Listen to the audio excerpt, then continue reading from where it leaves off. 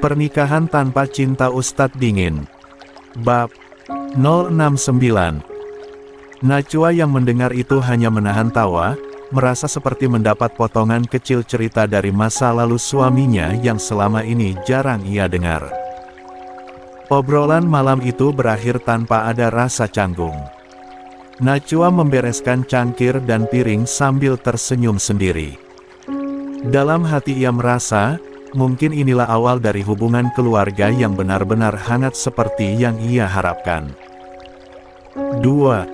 1 minggu berlalu. Minggu itu tiba lebih cepat dari yang Alia kira. Sejak pagi, suasana di pondok pesantren yang diasuh oleh Pak Asmi sudah terasa berbeda. Beberapa santri putra terlihat sibuk memasang hiasan sederhana di aula utama, sementara santri putri membantu di dapur bersama beberapa pengurus pesantren. Hari itu, acara bertambahnya umur Umar, putra angkat Rayyan dan Najwa, digelar. Tidak ada konsep pesta seperti anak-anak kebanyakan tanpa balon warna-warni bertebaran, tanpa lagu ulang tahun yang keras, dan tentu saja tanpa tiup lilin. Acara ini dikemas dalam nuansa sederhana namun penuh makna. Tujuannya, kata Najwa kepada beberapa orang, adalah untuk berbagi kebahagiaan dengan para santri dan santriwati. Di halaman pondok, bau harum masakan menyeruak. Najwa tampak sibuk di dapur bersama dua pengurus senior. Wajahnya sedikit berkeringat, namun tetap tersenyum. Sesekali ia melirik jam dinding, memastikan semua makanan siap tepat waktu. Hari itu ia benar-benar mengambil alih urusan masakan. Meski ada beberapa yang menawarkan bantuan lebih, Najwa menolak dengan halus. "Biar saya yang urus. Ini acara untuk anak saya, jadi saya mau turun tangan langsung," katanya kepada salah satu ustazah yang menawarkan diri. Di ruang tamu pondok, Pak Asmi duduk sambil berbincang dengan dua ustadz senior. Mereka membicarakan urusan rutin pesantren, tapi sesekali melirik keluar, memastikan persiapan berjalan lancar. Sekitar pukul 11 siang, satu persatu tamu mulai berdatangan. Alia dan Fahri datang bersama Isa, yang hari itu tampak ceria memakai baju koko putih kecil dengan celana kain krem. Alia memutuskan tidak membawa babysitter untuk acara ini. "Biar Isa main sama ayahnya sepuasnya," katanya pada Fahri di perjalanan. Fahri hanya tersenyum sambil sesekali mengusap rambut anaknya. Mereka tiba bersamaan dengan mobil kedua orang tua Alia, Pak Hussein dan Bu Rahmah. Begitu turun dari mobil, Alia langsung disambut hangat oleh beberapa ustazah yang mengenalnya. Fahri membawa Isa ke dalam sambil terus menggendongnya. Anak itu tampak betah di pelukan sang ayah, mengamati sekitar dengan mata berbinar. "Assalamualaikum, Umi Marwah," sapa Alia ketika melihat ibu mertuanya Najwa berdiri di dekat pintu aula. "Waalaikumsalam, Alia." "Wah, Isa makin besar ya," jawab Bu Marwah sambil mencubit pipi cucunya. Tak lama kemudian, Najwa muncul dari arah dapur. Meski terlihat lelah, wajahnya tetap disinai senyum. Ia langsung menghampiri Alia dan keluarganya. "Alhamdulillah kalian datang juga," ujarnya ramah. Ada nada tulus di suaranya, meskipun Alia tahu hubungan mereka belum sepenuhnya cair. "Selamat untuk Umar, Najwa," kata Alia sambil tersenyum tipis. "Terima kasih. Ayo, duduk di sini saja. Nanti makanan sebentar lagi siap," jawab Najwa sambil melirik ke arah dapur. Sekitar pukul 12 siang, aula pondok sudah penuh. Santri putra dan putri duduk terpisah, tertib menunggu acara dimulai. Di bagian depan, meja panjang sudah tertata rapi dengan piring-piring berisi makanan yang nanti akan dibagikan. Pak Asmi berdiri, memulai acara dengan memanjatkan doa. Suaranya dalam, tenang, namun penuh hikmat. Semua yang hadir menundukkan kepala, mengikuti lantunan doa dengan khusyuk. Setelah itu, beliau memberikan sedikit nasihat tentang pentingnya bersyukur di setiap bertambahnya umur, serta bagaimana anak-anak harus tumbuh dengan akhlak yang baik. Kemudian giliran Ryan berbicara.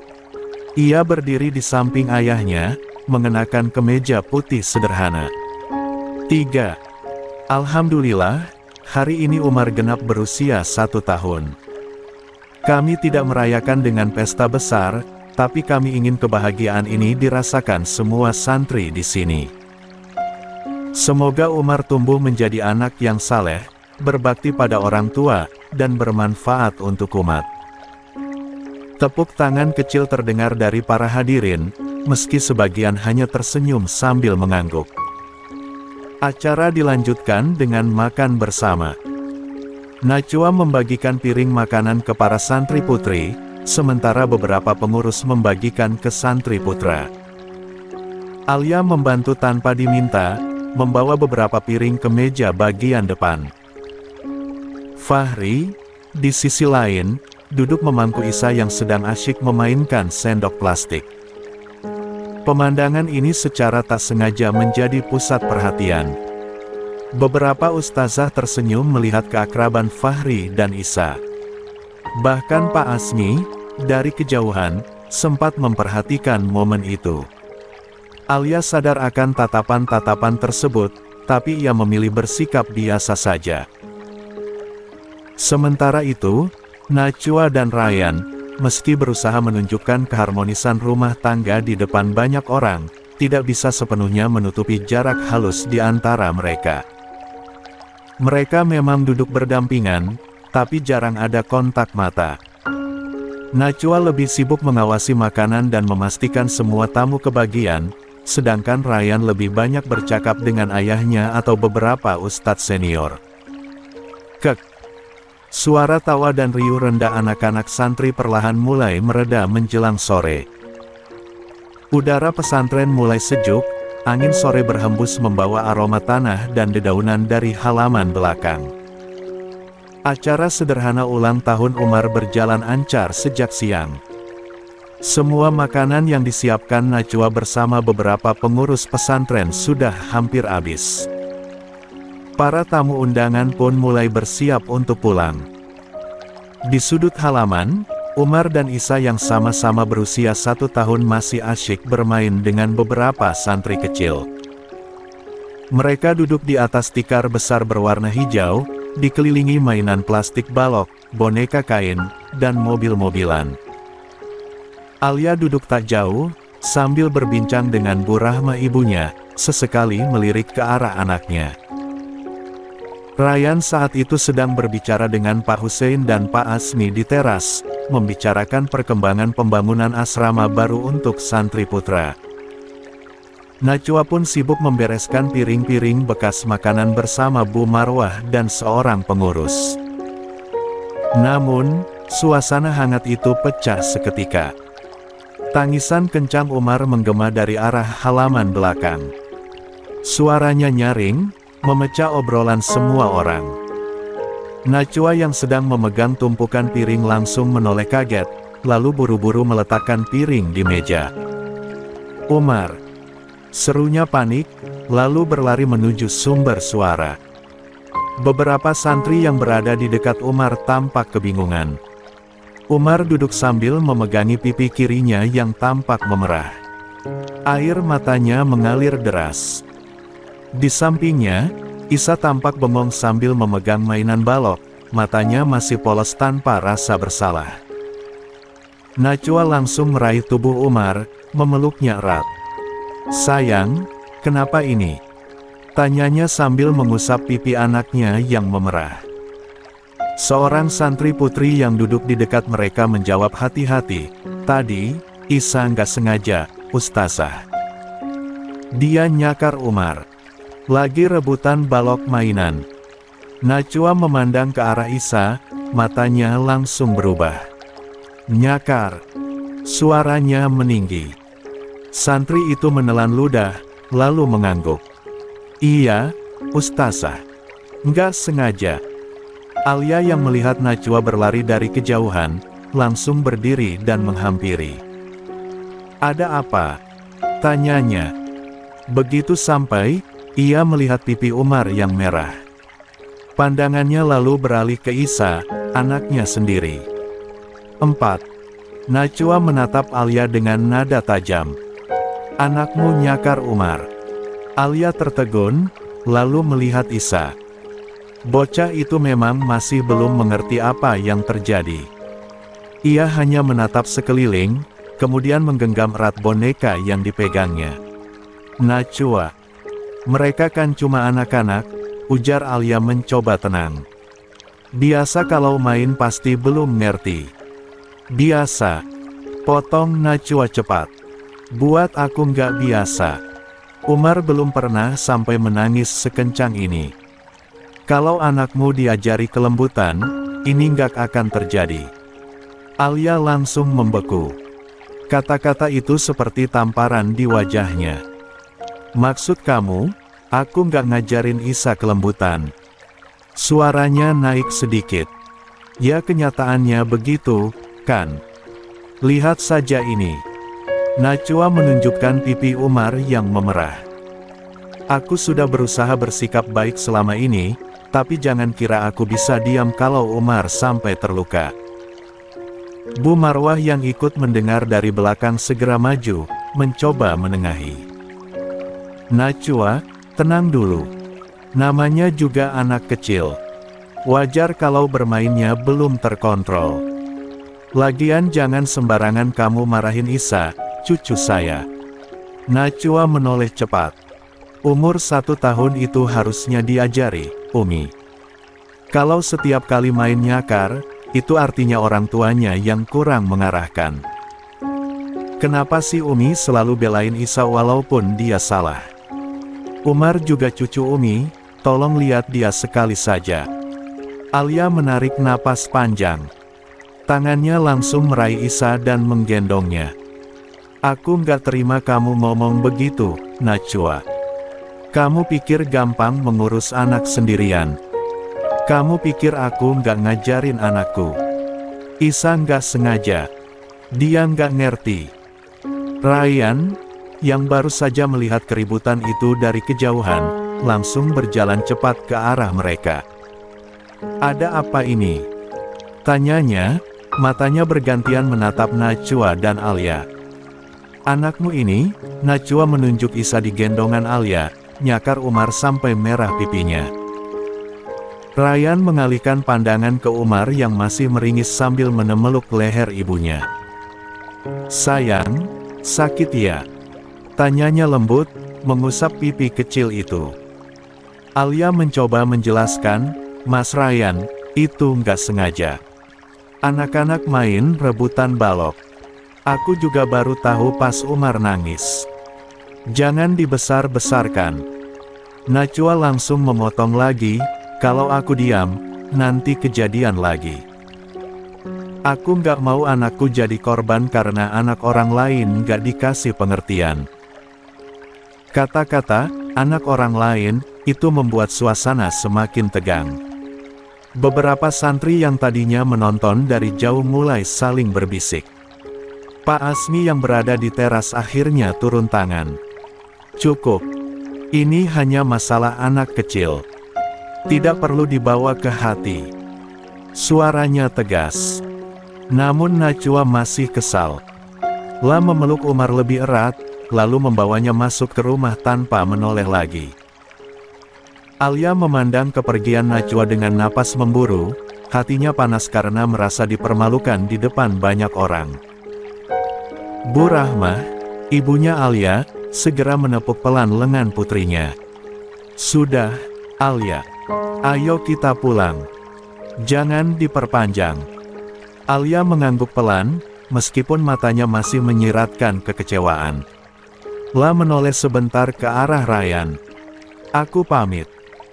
Ryan hanya mengangguk singkat, belum sempat berkata apapun sebelum Alia, Fahri, dan keluarga mereka meninggalkan halaman pesantren. Sore itu, suasana yang tadinya hangat berubah dingin. Meski acara sudah hampir selesai, aroma ketegangan masih terasa di udara. Beberapa santri yang masih tinggal pun memilih untuk tidak terlalu banyak bicara, khawatir salah omong. 5. Di ruang tamu, Najwa duduk sambil memangku Umar, mengelus rambutnya yang mulai tenang. Dalam hati, ia masih menggerutu. Aku sudah berusaha manis, tapi ternyata, kalau anakku disakiti, aku nggak bisa diam. Sementara di luar, Ryan berdiri di teras menatap jalanan yang mulai sepi. Pikirannya rumit antara ingin membela Alia sebagai ibu Isa, dan memahami kekesalan Najwa sebagai ibu Umar. Namun satu hal yang pasti, hari ulang tahun Umar yang seharusnya penuh senyum, berakhir dengan luka kecil di pipi. Dan luka besar beberapa orang. Rumah terasa sunyi sore itu, hanya suara derit pintu yang terdengar saat Fahri memutar gagang dan membukanya pelan.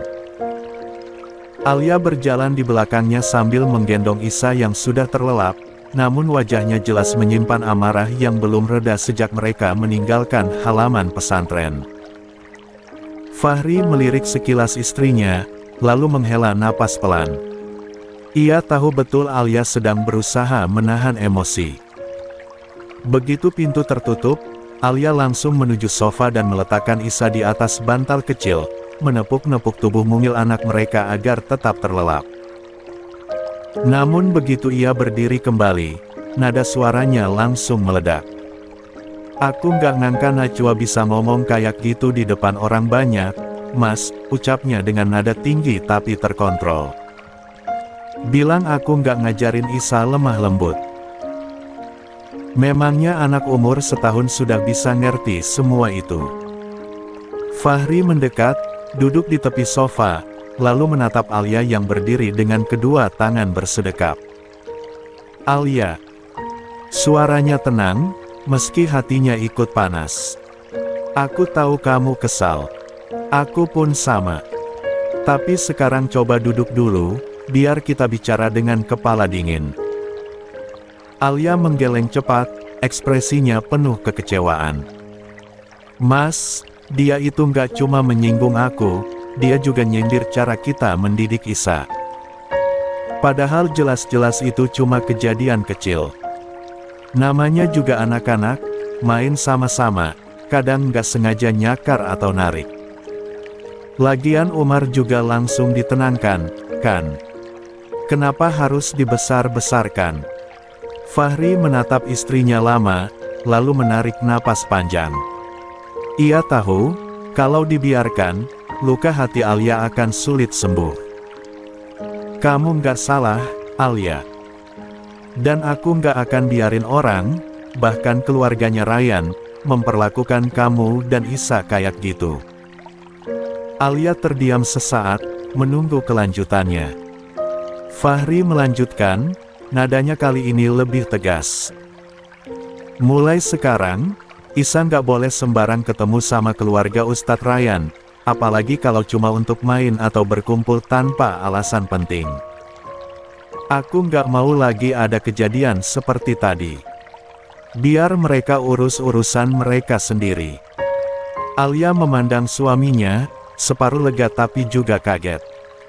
Maksudnya, kamu mau jauhin Isa dari mereka?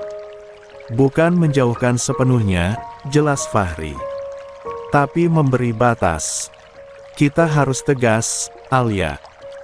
Sikap Najwa tadi jelas menunjukkan kalau dia masih memandang kita rendah. Bahkan setelah bersikap manis beberapa hari terakhir, ternyata begitu ada masalah kecil, dia langsung menyerang. Itu berarti dia belum berubah sepenuhnya. Alia duduk perlahan di sebelah suaminya, masih menyimpan rasa kesal. Padahal tadi aku udah berusaha ramah sama semua orang. Aku nggak ngangka, Najwa bisa sekasar itu di depan Umi Marwah, Pak Asmi, bahkan para santri. Fahri mengangguk, jemarinya meraih tangan istrinya. 6. Aku juga nggak ngangka dia bisa sampai ngomong gitu. Tapi mungkin inilah wajah aslinya. Makanya aku bilang, kita harus punya jarak. Nggak semua orang pantas ada terlalu dekat dalam lingkaran keluarga kita. Alia memandang suaminya, kali ini matanya lebih teduh. Ada rasa aman ketika Fahri berbicara seperti itu, tegas, melindungi, dan jelas berpihak pada keluarganya sendiri. Mas, Alia mulai merendahkan suara. Kalau nanti keluarga mereka tanya-tanya kenapa kita jauhin Isa, apa kita harus jujur? Fahri tersenyum tipis, tapi matanya tetap serius. Kita nggak perlu cari masalah baru. Cukup bilang Isa lagi nggak boleh ditemui orang lain selain yang di rumah ini, atau lagi nggak enak badan.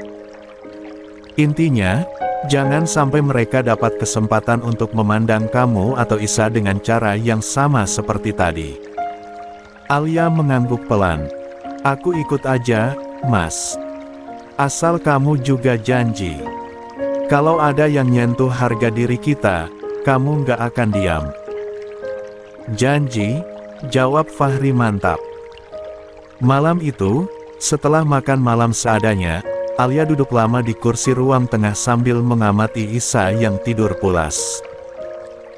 Kata-kata Najwa sore tadi masih berputar di kepalanya, tapi sedikit demi sedikit mereda, berganti keyakinan bahwa keputusan Fahri adalah yang terbaik. Sementara itu, di kamar, Fahri berdiri lama di depan jendela, memandang keluar rumah.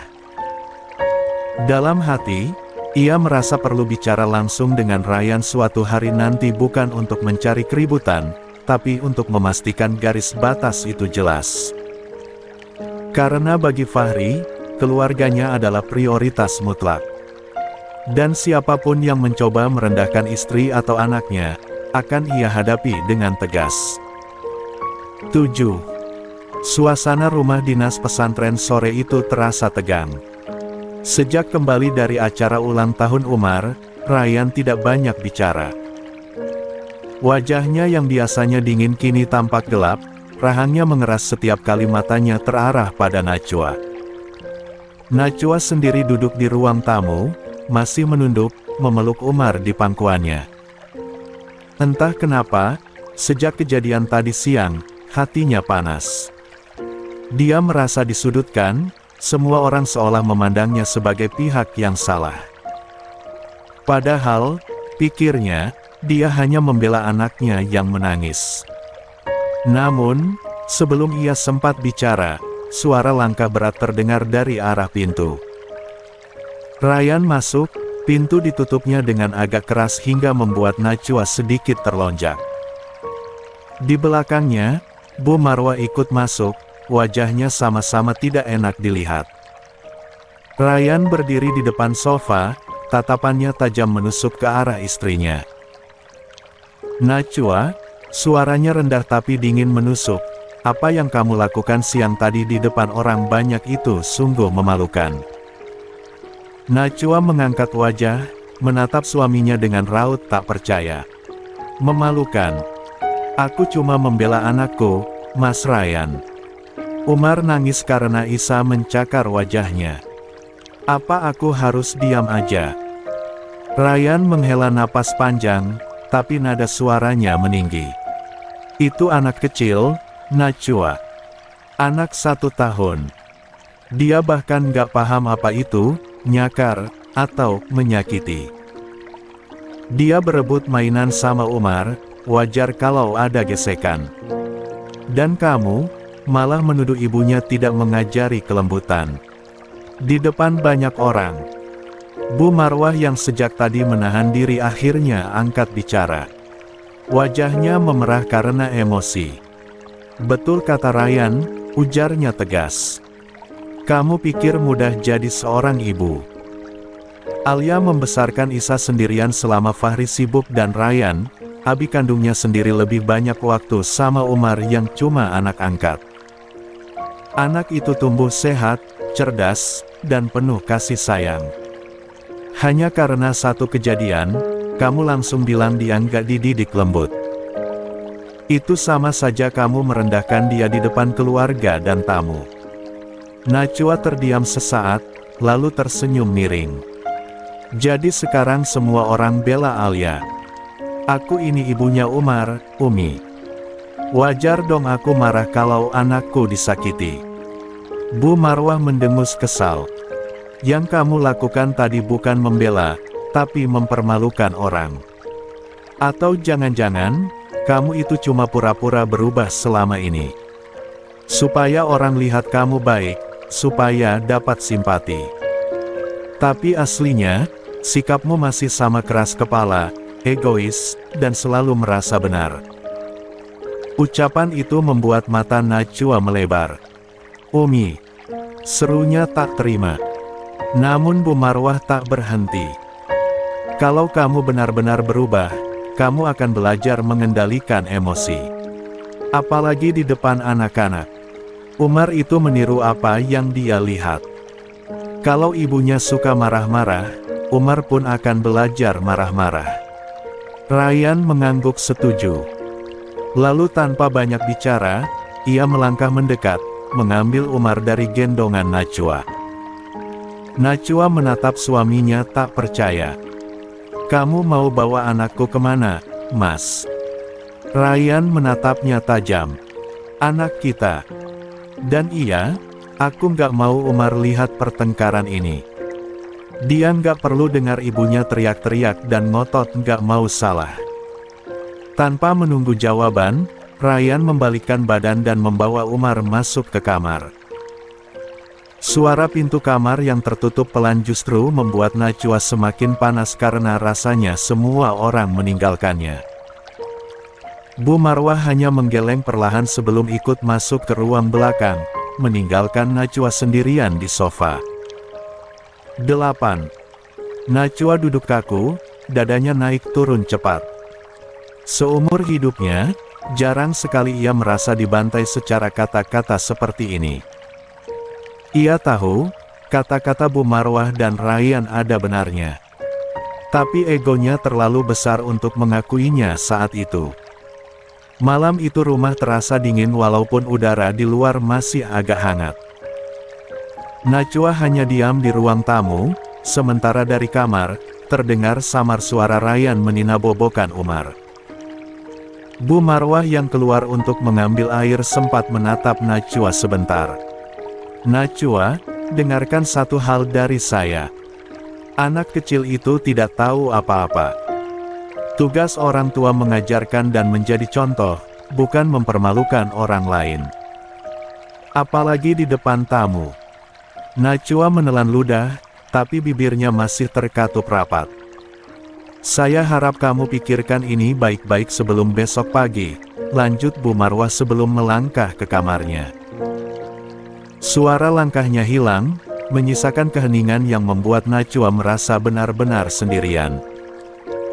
Di kamar, Ryan duduk di tepi ranjang sambil mengelus punggung Umar yang sudah terlelap. Wajahnya masih muram, tapi dalam hati ia berharap istrinya mau merenung. Bagi Ryan, kejadian tadi bukan hanya soal Umar dan Isa, tapi soal harga diri dan kebijaksanaan. Ia tahu Najwa punya hati yang baik kalau saja dia mau menurunkan egonya. Dan malam itu, untuk pertama kalinya dalam beberapa bulan terakhir, mereka tidur di kamar terpisah. Pagi itu, udara di rumah dinas pesantren terasa dingin meski matahari mulai menampakkan sinarnya. Najwa bangun lebih pagi dari biasanya, namun suasana di antara dirinya dan Ryan masih tegang. Tidak ada percakapan hangat seperti pagi-pagi sebelumnya, hanya suara langkah kaki yang terdengar di lantai. Ryan yang sudah rapi dengan baju koko putih dan sarung bergaris biru berjalan ke arah ruang tengah. Umar, yang masih menguap sambil menggeliat, berada dalam gendongannya. Tatapan Ryan lembut hanya untuk putranya itu. Abi pergi dulu, nak. Jaga Umi ya, bisiknya, mencium pipi Umar berkali-kali. Namun, berbeda saat matanya melintas pada Najwa. Tak ada senyum. Tak ada kata. Ryan melewatinya begitu saja, seolah jarak di antara mereka kini sudah mengeras menjadi tembok. Najwa hanya menunduk, menggigit bibirnya, menahan rasa tak enak yang sulit ia akui. Lah tahu, Ryan sedang memberinya pelajaran. Pelajaran untuk menahan lidah, untuk mengendalikan emosi. Namun harga dirinya juga tergores. Meski begitu, Najwa tak mencoba memanggil atau menahan suaminya. Ia hanya memandang punggung itu menghilang di balik pintu.